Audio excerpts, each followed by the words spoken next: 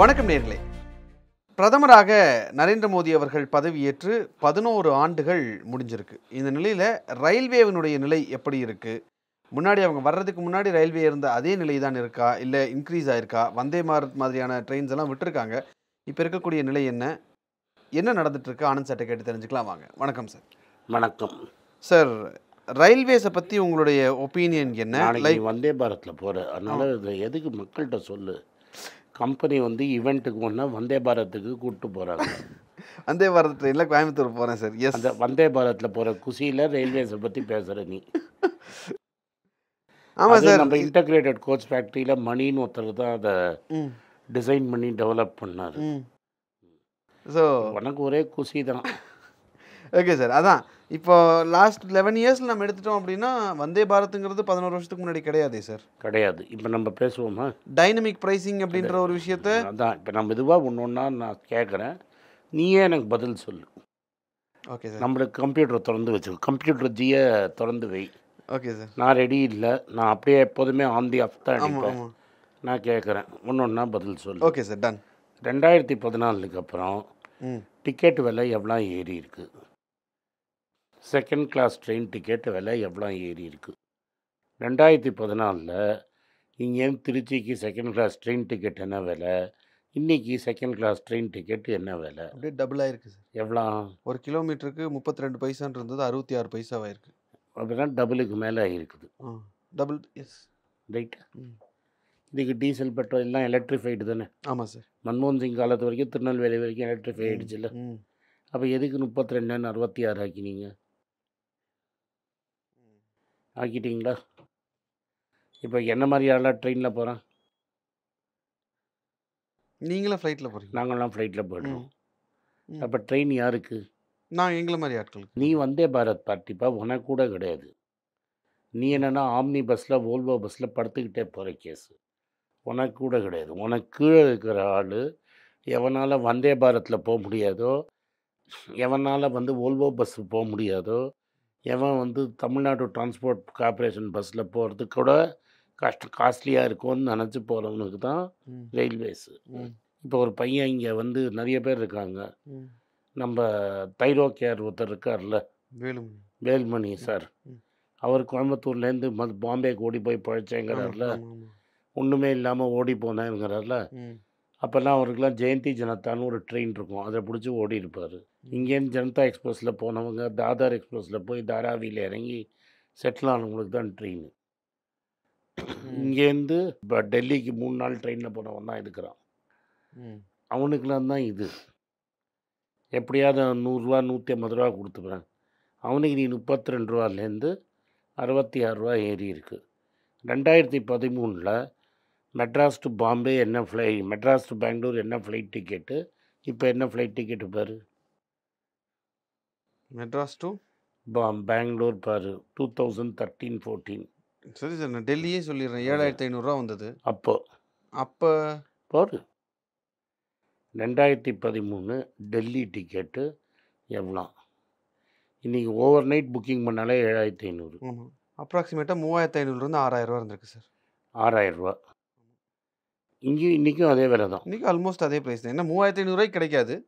இல்லை நீ ரொம்ப 20 ஏர்லியராக பண்ணானா கிடைக்கும். இப்போ அந்த 3600ங்கிறது 20 நாள் புக்கிங்கு. நான் 25 நாள் புக்கிங் போட்டால் எனக்கு 3500 ரூபாய்க்கு கிடைக்கும். 4000 ரூபாய்க்கு டெஃபினட்டாக கிடைக்கும். எனக்கு தெரிஞ்ச நான் 4000 ரூபாய்க்கு டிக்கெட் வாங்கியிருக்கேன். ஸோ அதே ரேஞ்சில் தான் இருக்குது. இல்லை சார், கிடைக்குது. Chennai to Delhi minimum fare பார்த்தீங்கன்னா 4770 ரூபா. எப்போ?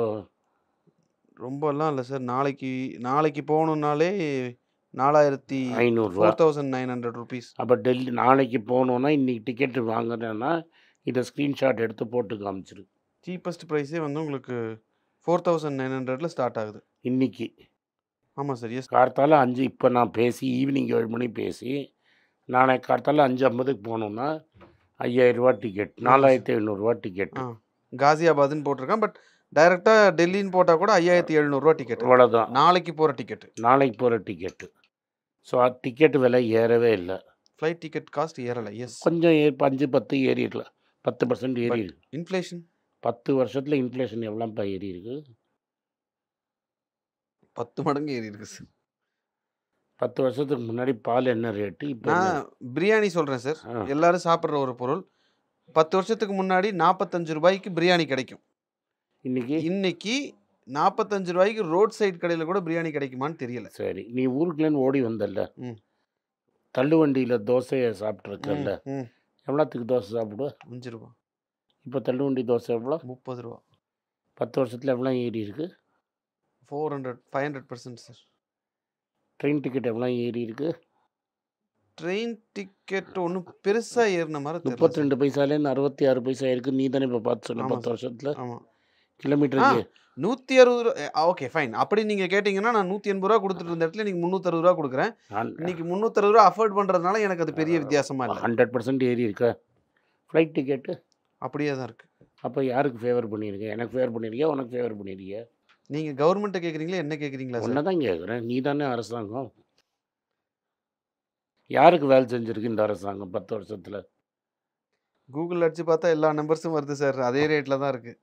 இருக்கா? 32 66. அதுக்கப்புறம் இந்த ஓவர் டைனமிக் ப்ரைஸிங்கில் போட்டால் என்ன ரேட் வருது? அது வேடிக்கை மட்டும்தான் பார்க்க முடியும் சார்.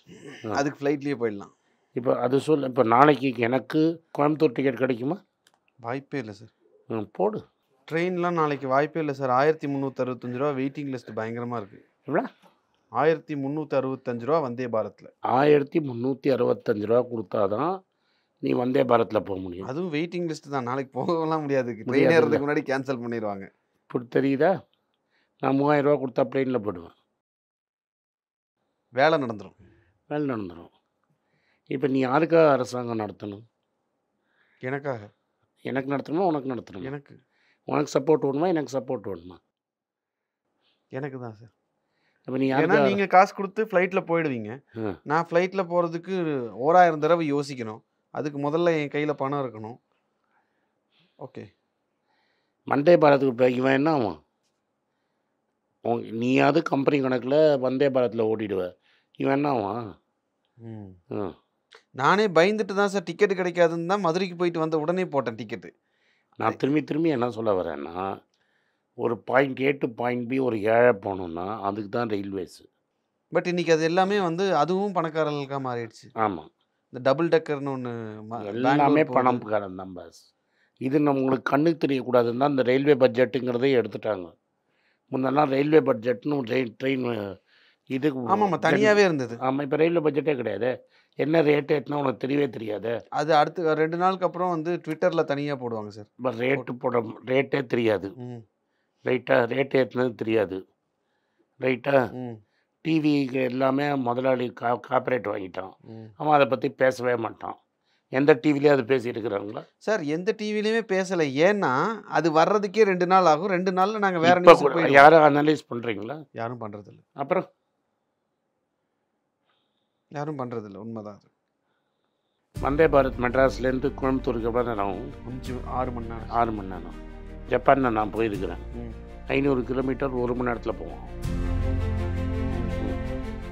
யாரை ஏமாத்துற நீ? டியூஷனுக்கு பசங்க 500 கிலோமீட்டர் போயிட்டு வருவோம். இங்கேருந்து திருச்சிக்கு போய் டியூஷன் முடிச்சுட்டு வந்துடுவோம். ஜப்பானில் போன வருஷம் எவ்வளோ ட்ரெயின் ஆக்சிடென்ட்னு பாரு. போன 10 வருஷத்தில் ஜப்பானில் எவ்வளோ. ஏன்னா நம்ம ஜப்பானோட தானே கம்பேர் பண்ணுவோம். நம்ம நாடே ஜப்பானை நம்பி தான் இருக்குது. ஜப்பானை பீட் பண்ணிட்டு வந்த how many train accidents in Japan and how many people died சொல்லு.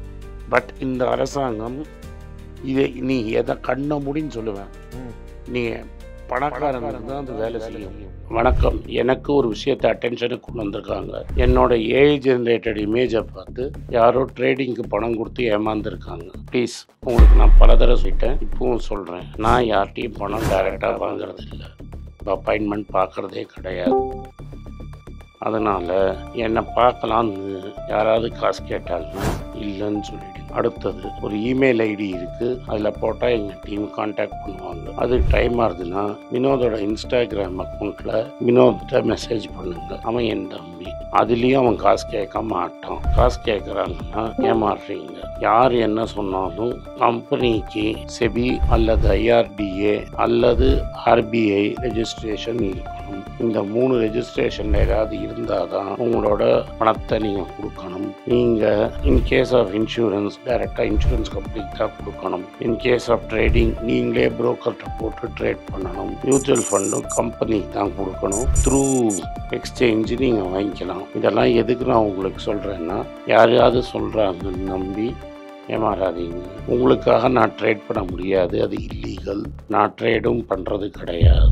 அதனால் ட்ரேடிங் ப்ராஃபிட் பண்ணி தரேன்னு சொல்கிறது ஏமாத்தல். எனக்கு ட்ரேடிங் பண்ண தெரியாது. என் பேரை சொல்லி ட்ரேட் பண்ணி உங்களுக்கு ப்ராஃபிட் ஷேரிங்னா ஃப்ராடு, ஏமாற்றம்.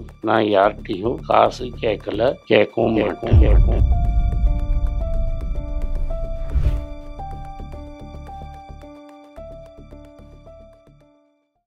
வணக்கம், இது ஆனந்த் ஸ்ரீனிவாசன். இது என்னோட பர்சனல் சேனல்.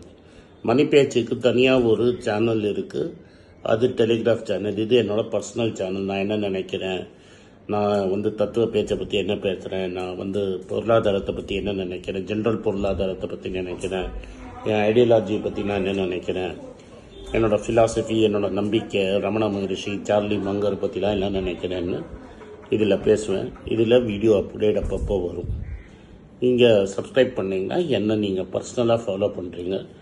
இது மணி பேச்சு இல்லை, இது இன்வெஸ்ட்மெண்ட் இல்லை.